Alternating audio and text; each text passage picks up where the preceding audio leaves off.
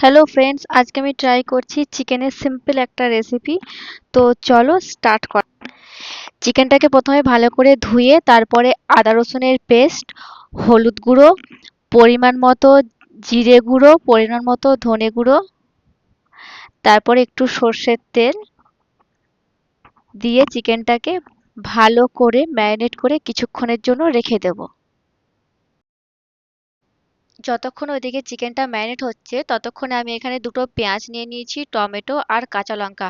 ঝালটা তোমরা তোমাদের পরিমাণ মতো নিও। এখানে পেঁয়াজগুলো কুচিয়ে নিতে হবে। পেঁয়াজ কুচিয়ে রেখে দিলাম। তারপরে এদিকে টমেটোগুলো কুচিয়ে নিচ্ছি। টমেটো আর কাঁচা লঙ্কাটা ফাইন একটা পেস্ট বানিয়ে নেবো মিক্সিতে। তো চলো পেস্টটা বানিয়ে নিই।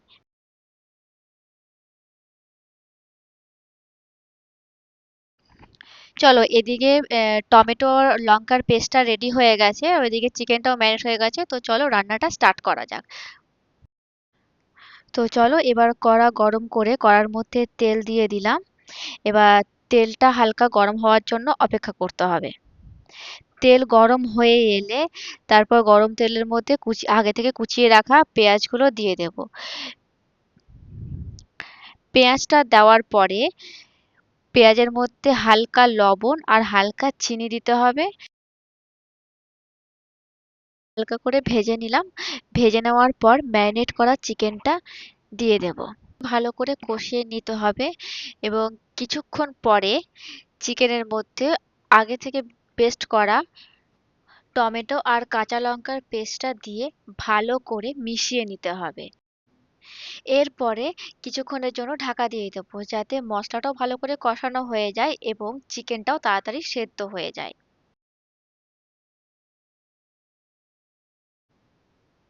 এখানে আমি কালারের জন্য হালকা কাশ্মীরি লঙ্কা ব্যবহার করেছি। তোমাদের যদি ইচ্ছে না হয় তোমরা সেটাকে নাও করতে পারো।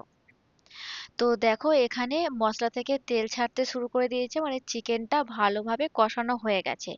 এরপর আমি এখানে হালকা চিকেন মশলা ব্যবহার করেছি। তো এরপরে জল দিয়ে আর একটু গরম ওপর থেকে একটু গরম মশলা ছড়িয়ে চিকেনটা ঢাকা দিয়ে দেবো সেদ্ধ হওয়ার জন্য।